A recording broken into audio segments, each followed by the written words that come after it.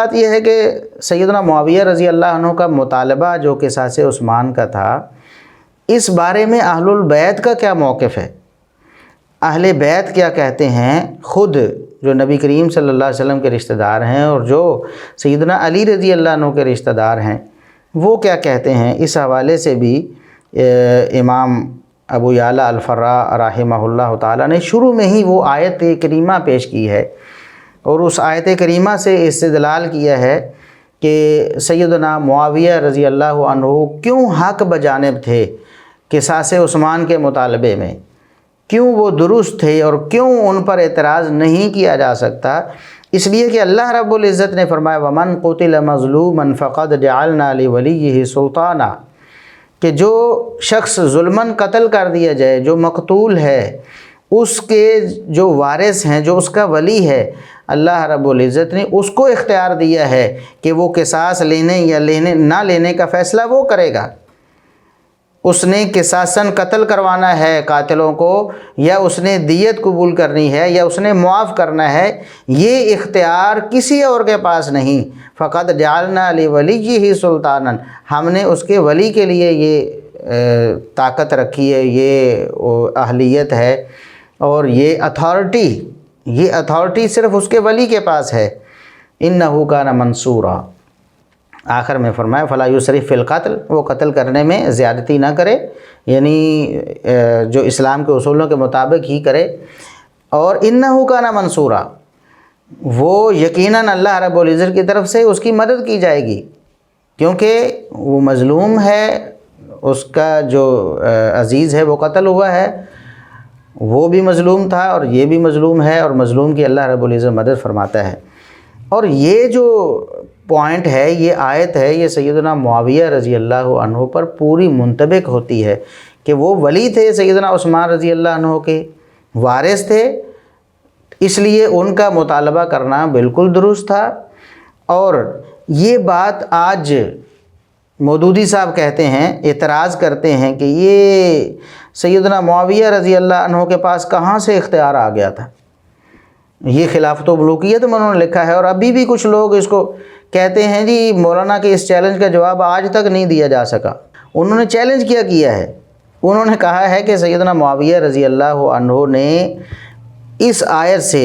وَمَنْ قُتِلَ مَظْلُومًا فَقَدْ جَعَلْنَا لِوَلِيِّهِ سُلْطَانًا، اس سے استدلال کیا ہے۔ کہتے ہیں یہ استدلال قطعاً غلط ہے۔ کہتے ہیں کہ سیدنا معاویہ رضی اللہ عنہ سیدنا عثمان رضی اللہ عنہ کے ولی تھے ہی نہیں، اور ان کا استدلال کرنا اس آیت سے غلط ہے۔ ہم سوال کرتے ہیں کہ چلو اگر مودودی صاحب کی اس بات پر اگر ہم غور کریں تو یہ اعتراض کس پر ہوتا ہے؟ یہ سیدنا معاویہ رضی اللہ عنہ پر بھی اعتراض نہیں، ان سے پہلے نبی کریم صلی اللہ علیہ وسلم کے اہل بیت اور سیدنا علی رضی اللہ عنہ کے اپنوں پر اعتراض ہے۔ وہ اس طرح کے جیلمی صاحب بھی یہ بات کہتے ہیں کہ سیدنا معاویہ رضی اللہ عنہ کو کوئی حق نہیں تھا کہ وہ مطالبہ کرتے قصاص عثمان کا، اور انہوں نے مطالبہ کر کے ناحق کیا، اور اسی وجہ سے وہ ان پر زبان درازیاں کرتے ہیں۔ ہم کہتے ہیں کہ یہ کیا سیدنا معاویہ رضی اللہ عنہ کا ہی موقف تھا، یا دیگر صحابہ کرام بھی اس موقف کے حامل تھے، اور وہ کون تھے؟ صرف ایک شخصیت آپ کے سامنے پیش کرتے ہیں، سیدنا عبداللہ ابن عباس رضی اللہ عنہما۔ یہ خود اہل بیت ہیں، نبی کریم صلی اللہ علیہ وسلم کے خاص رشتہ دار، سیدنا علی رضی اللہ عنہ کے بھی چچا زاد، نبی کریم صلی اللہ علیہ وسلم کے بھی چچا زاد، اور یہ وہ ہیں جن کے بارے میں نبی کریم صلی اللہ علیہ وسلم نے دعا کی ہے کہ اے اللہ انہیں قرآن کا مفسر بنا دے، اس لیے ان کو ترجمان القرآن بھی کہا جاتا ہے۔ ترجمان القرآن کے رتبے پر جو فائز شخصیت ہیں سیدنا عبداللہ ابن عباس رضی اللہ عنہما، وہ اس آیت سے استدلال کرتے ہیں۔ سیدنا عبداللہ ابن عباس رضی اللہ عنہما فرماتے ہیں، یہ المعجم الکبیر طبرانی میں اور دیگر کتب احادیث میں یہ حدیث موجود ہے اور سند صحیح ہے۔ فرماتے ہیں کہ جب سیدنا عثمان رضی اللہ عنہ کی شہادت کا سانحہ رونما ہوا تو میں نے اس وقت سیدنا علی رضی اللہ عنہ سے کہا تھا، جب یہ معاملہ اٹھا تو میں نے ان سے کہا کہ آپ قصاص عثمان کے حوالے سے ودرا کر جائیں، قصاص عثمان پر آپ سیدنا معاویہ رضی اللہ عنہ کی مخالفت نہ کریں، وہ اللہ رب العزت کے اس فرمان کے مطابق مجاز ہیں کہ فقط جعلنا لولیہ سلطانہ، ہم نے اس کے ولی کو اختیار دیا ہے کہ وہ فیصلہ کرے، لہٰذا جو وہ فیصلہ سیدنا معاویہ رضی اللہ عنہ کر رہے ہیں، جو مطالبہ کر رہے ہیں، اس کو برقرار رکھا جائے، آپ اس کی نفی نہ کریں۔ تو لیکن سیدنا علی رضی اللہ عنہ نے میری بات نہیں مانی، میں اللہ کی قسم اٹھا کر کہتا ہوں، عبداللہ ابن عباس فرماتے ہیں میں اللہ کی قسم اٹھا کر کہتا ہوں لَيَتَأَمَّرَنَّ عَلَيْكُمْ معاویہ رضی اللہ عنہ اس معاملے میں تم پر غالب آ کر رہیں گے، یعنی ان کا جو مطالبہ ہے وہ درست قرار پائے گا اور وہ غالب آئیں گے تم پر، اور کیونکہ اللہ رب العزت نے فرمایا فَقَدْ جَعَلْنَا لِوَلِيِّهِ سُلْطَانًا فَلَا يُسْرِفْ فِي الْقَتْلِ إِنَّهُ كَانَ مَنْصُورًا، کہ اللہ رب العزت کی طرف سے اس کی مدد کی جاتی ہے۔ تو اب کس پر اعتراض کریں گے؟ سیدنا عبداللہ بن عباس رضی اللہ عنہما سے مودودی صاحب یہ پوچھتے ہیں کہ کس نے حق دیا تھا سیدنا معاویہ رضی اللہ عنہ کو مطالبہ کرنے کا، اور یہ سیدنا عبداللہ بن عباس رضی اللہ عنہما کو جھٹلانا چاہتے ہیں کہ وہ شرعاً ولی تھے ہی نہیں۔ مودودی صاحب نے لکھا ہے کہ سیدنا معاویہ رضی اللہ عنہ شرعاً ولی نہیں تھے، تو سیدنا عبداللہ ابن عباس رضی اللہ عنہما تو قرآن کی آیت سے یہ ثابت کر رہے ہیں کہ سیدنا معاویہ رضی اللہ عنہ شرعاً ولی تھے۔ تو یہ لوگ ایسے ہیں کہ یہ صحابہ کرام کی دشمنی میں قرآن کریم کو بھی قبول نہیں کرتے، احادیث کو بھی قبول نہیں کرتے۔ صحابہ کرام، تابعین، تبع تابعین اور ائمہ دین تو بعد کی بات ہے نا، تو اس لیے یہ آیت سب سے بنیادی دلیل ہے سیدنا معاویہ رضی اللہ عنہ کے قصاص عثمان کے مطالبے کے برحق ہونے کی۔ اب اس کے بعد فرماتے ہیں امام فرا رحمہ اللہ تعالی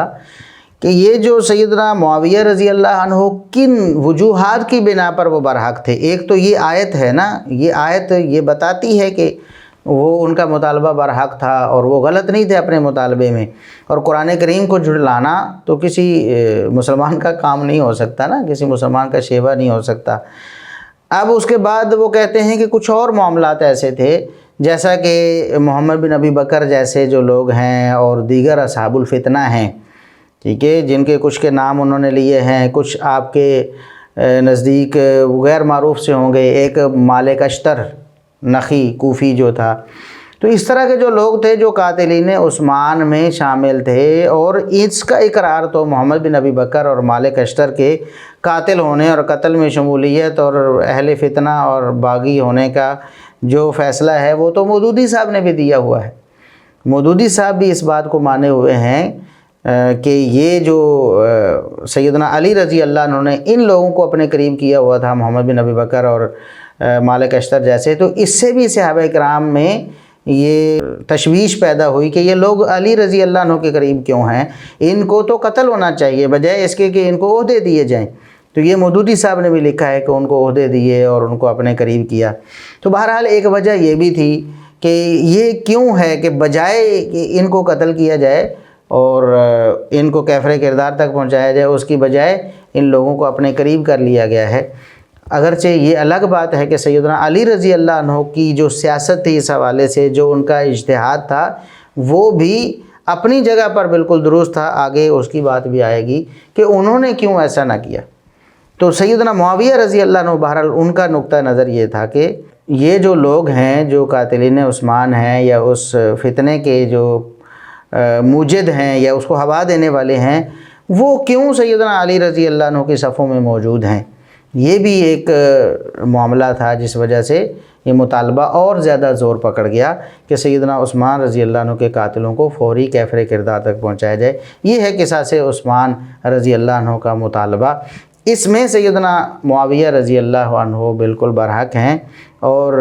ان پر کوئی اعتراض نہیں کیا جا سکتا۔ اس حوالے سے اگر کوئی اعتراض کہتا ہے سیاست معاویہ مرد آباد، تو یہ تو ایک بہت ہی برا، بہت شنیع ایک موقف ہے، اور اس کی اہل سنہ کے ہاں کوئی گنجائش نہیں۔ ائمہ دین تو جیسا کہ آگے بات آئے گی وہ اس کے سراسر خلاف ہیں۔ ایسی بات زبان سے ادا نہیں کرنی صحابہ کرام کے بارے میں، خصوصاً سیدنا معاویہ رضی اللہ عنہ کے بارے میں۔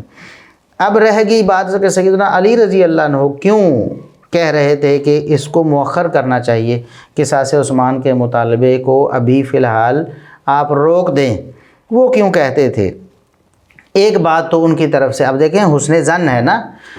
اب علی رضی اللہ عنہ کے بارے میں بھی حسن ظن ہے، ہم حسن ظن ہی رکھتے ہیں، انہوں نے جو فیصلہ کیا وہ بھی ان کی دانش میں بالکل ٹھیک تھا اور اس پر بھی اعتراض کی کوئی گنجائش نہیں ہے۔ کیوں کیا؟ اب حسن ظن ہے، ایک وجہ یہ ہو سکتی ہے، دوسری یہ ہو سکتی ہے، کچھ قرائن اور شواہد بھی ملتے ہیں، وہ بھی ہم ذکر کریں گے۔ پہلی بات یہ ہے جو ذکر کی جاتی ہے حسن ظن کے طور پر کہ سیدنا علی رضی اللہ عنہ خود اس چیز کے گواہ نہیں تھے کہ سیدنا عثمان رضی اللہ عنہ کو قتل کرنے والے کون ہیں۔ لوگ ابھی باتیں کر رہے تھے نا، اور پھر اس پر ظاہر ٹرائل ہوتا ہے، باقاعدہ عدالت میں گواہیاں ہوتی ہیں، اس کے بعد پھر فیصلہ ہوتا ہے۔ تو ابھی اس تک نوبت نہیں پہنچی تھی۔ سیدنا علی رضی اللہ عنہ کہتے تھے کہ ابھی بہت سی باتیں باقی ہیں، وہ چیزیں ہوں گی تو اس کے بعد پھر ہم اس طرف جائیں گے، لہٰذا اس مطالبے کو ہی فی الحال آپ ملتوی کریں۔ تو سیدنا معاویہ رضی اللہ عنہ اور دیگر جو صحابہ کرام جن میں کبار صحابہ کرام موجود ہیں، وہ اس مطالبے کو مؤخر نہیں کرنا چاہتے تھے۔ ان کے بھی اپنے دلائل تھے کہ جب سیدنا عثمان رضی اللہ عنہ نے اس حوالے سے کچھ نرمی کی تھی کہ باغی آئے ہیں تو صحابہ اجازت مانگتے ہیں کہ آپ ہمیں اجازت دیں، مٹھی بھر ہیں، ان کو ختم کر دیں، تو سیدنا عثمان رضی اللہ عنہ فرماتے ہیں کہ میری وجہ سے مدینہ رسول میں خون بہے تو میں یہ گوارا نہیں کرتا، نرمی کریں اس پر، ہو سکتا ہے کہ کوئی بات ان کو سمجھ آ جائے اور یہ خود اپنے گھروں کو لوٹ جائیں۔ لیکن اس نرمی کا ناجائز فائدہ انہوں نے اٹھایا کہ سیدنا عثمان رضی اللہ عنہ کی شہادت تک وہ پہنچ گئے۔ تو یہ بات صحابہ کرام کے ذہن میں تھی کہ ان کو ڈھیل دینا جو ہے نا، ان کو مہلت دینا، ان کو وقت دینا، یہ مزید فتنے کا سبب بن سکتا ہے۔ اور ہوا بھی، وہ فتنہ واقعی دوبارہ اٹھا، خود سیدنا علی رضی اللہ عنہ بھی ظلماً شہید ہو گئے، یہ اسی فتنے کی وجہ سے۔ یہی لوگ، یہ اصل میں پیچھے ان کی بنیاد تو عبداللہ بن ابی جیسے منافقین اور ان کی پوری کمپنی تھی، وہاں سے چلی، پھر سیدنا عمر رضی اللہ عنہ کی شہادت، پھر سیدنا عثمان رضی اللہ عنہ کی شہادت، پھر سیدنا علی رضی اللہ عنہ کی شہادت۔ تو یہ سلسلے تو ان کی کڑیاں تو پیچھے اس طرح ملتی ہیں۔ تو بہرحال ایک بات یہ تھی کہ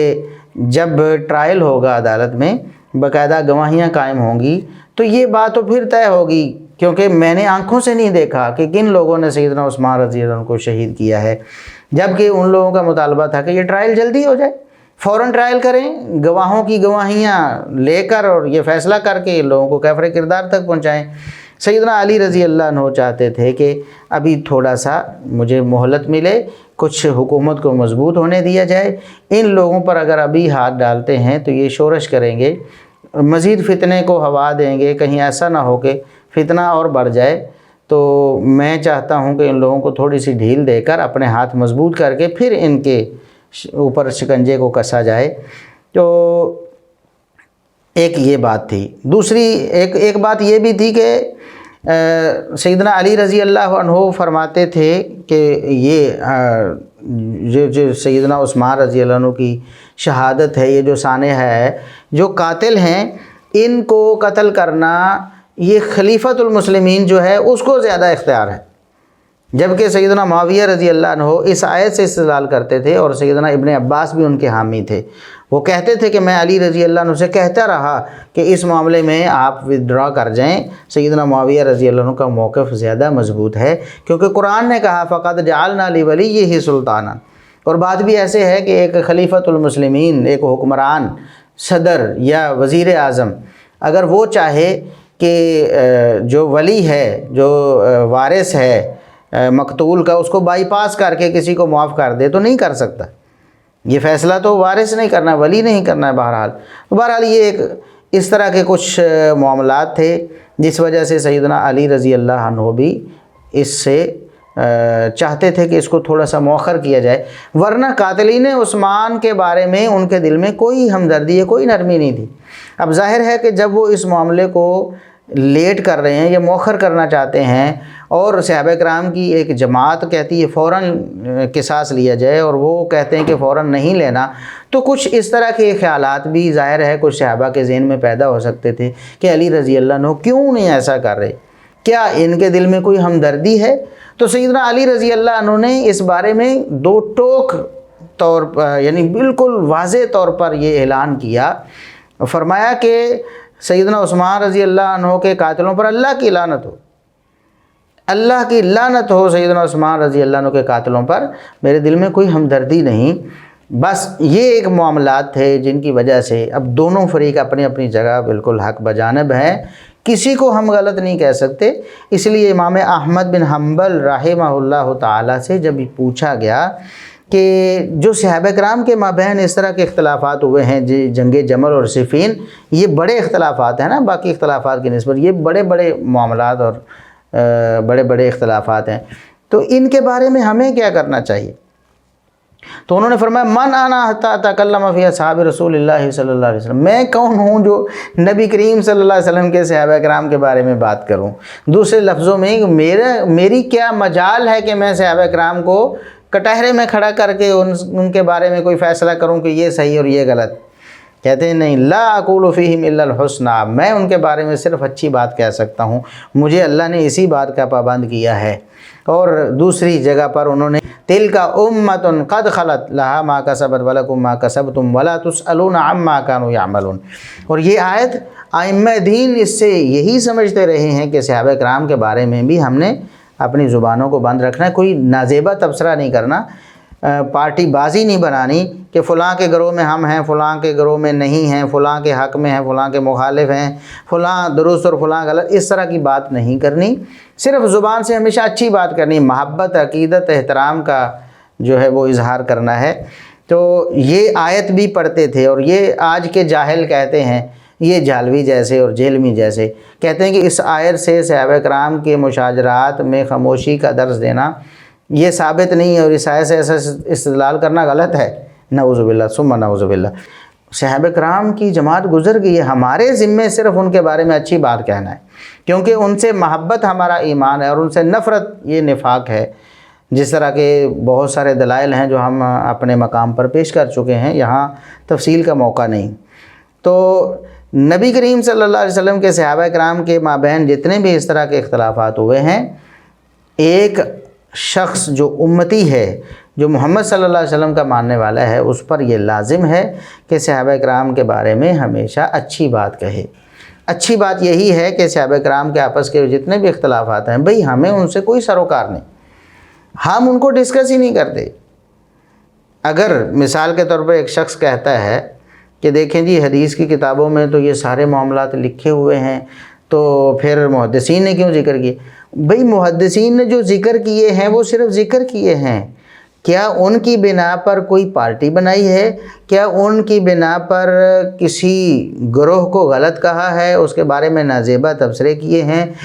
کسی کو ظالم فاسق کہا ہے نعوذ باللہ، کسی کو مجرم قرار دیا ہے نعوذ باللہ ثم نعوذ باللہ؟ کیا ایسا کہا کسی نے؟ یہ ہے کہ مشاجرات صحابہ میں ہم نے کوئی دخل نہیں دینا، ہم نے ان کو اس طور پر ڈسکس نہیں کرنا کہ کسی صحابی کی یا کسی صحابہ کے کسی گروہ کی کوئی تنقید اس سے لازم آتی ہو، بلکہ سب سے محبت اور سب سے عقیدت کا اظہار کرنا ہے۔ اور اسی لیے نبی کریم صلی اللہ علیہ وسلم کی بہت ساری احادیث ہیں، جس طرح لا تسبوا اصحابی ہے، بڑی معروف حدیث ہے، میرے صحابہ کو برا نہ کہو، اور یہ برا نہ کہنا یعنی کوئی نازیبہ لفظ تک نہیں کہنا آپ نے۔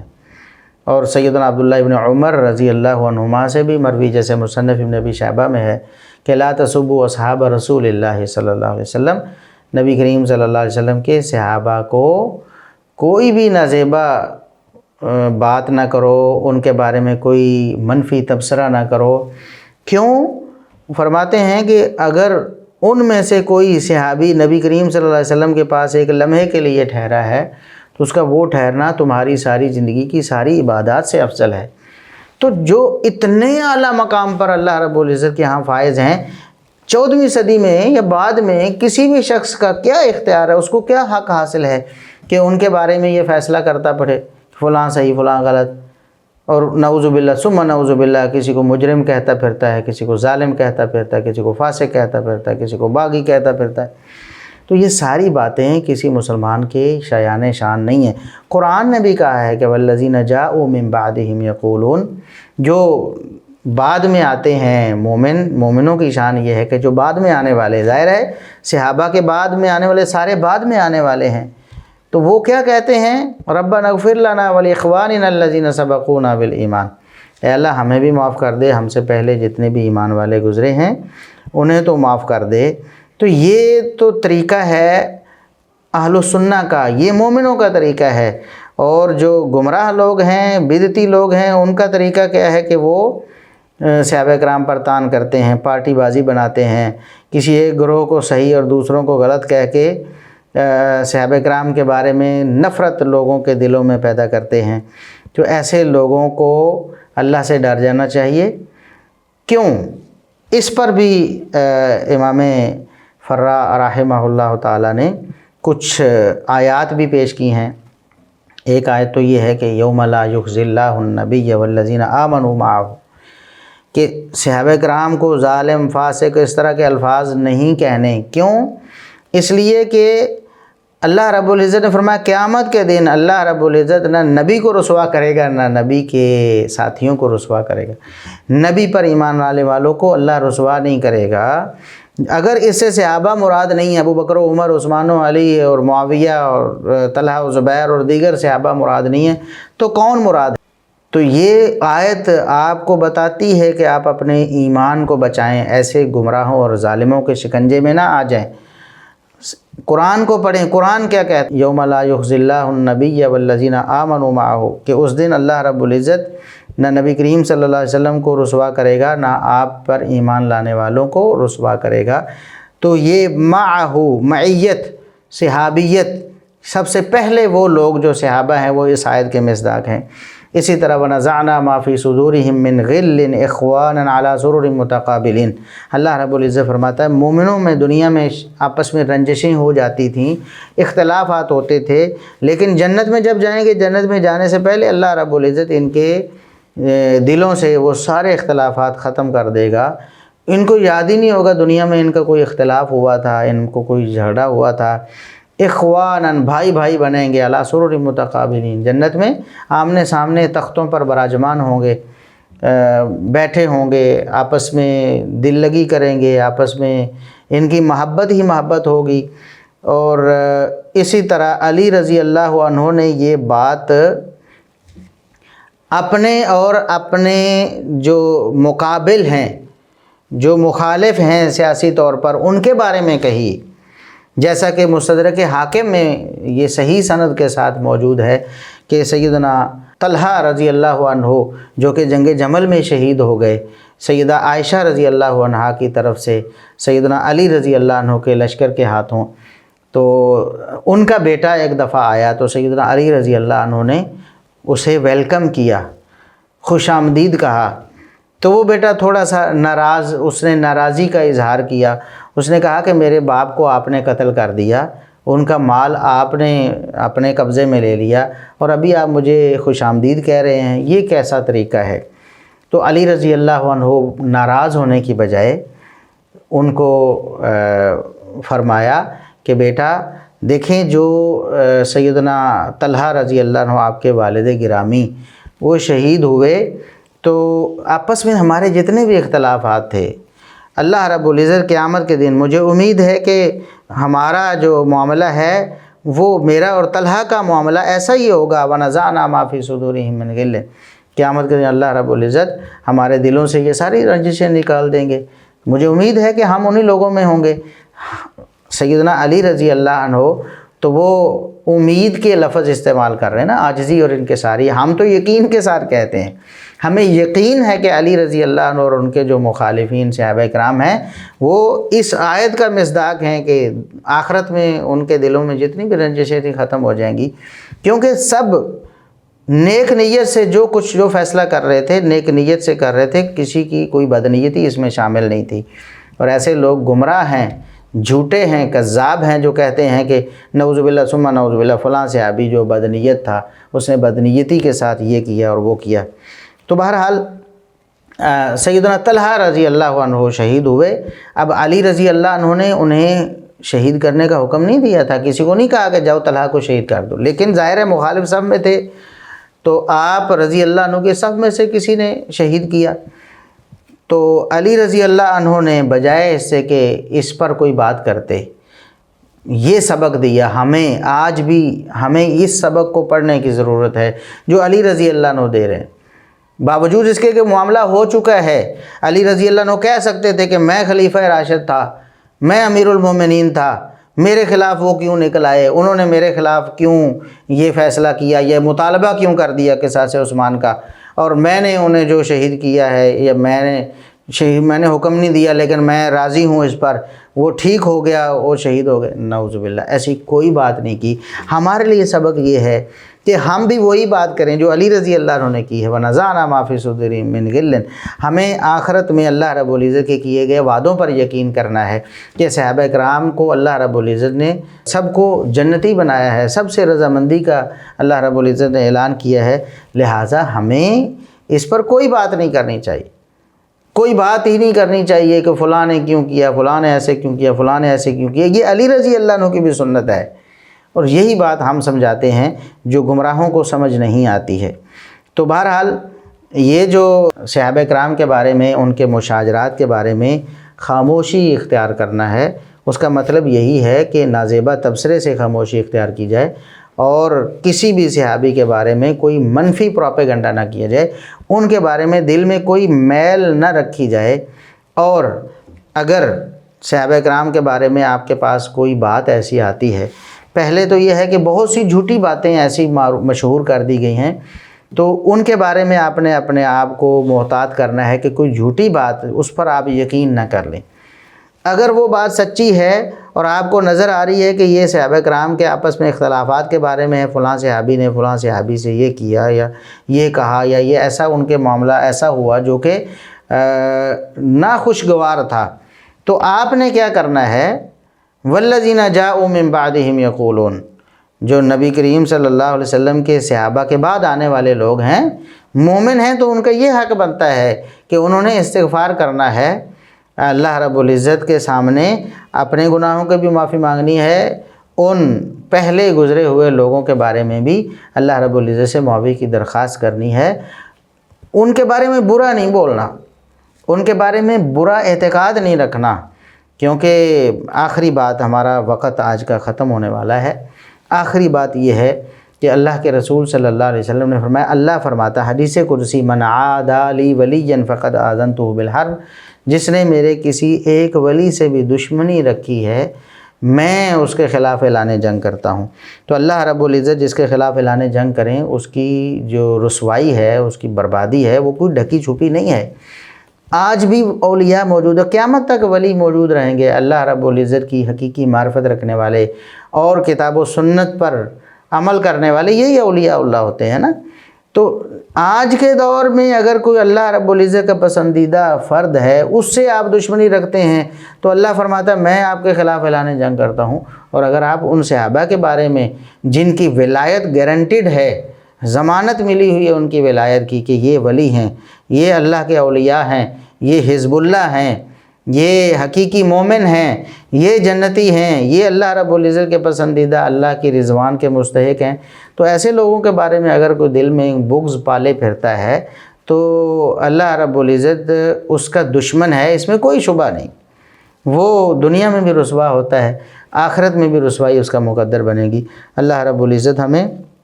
صحابہ کرام سے محبت کی توفیق عطا فرمائے۔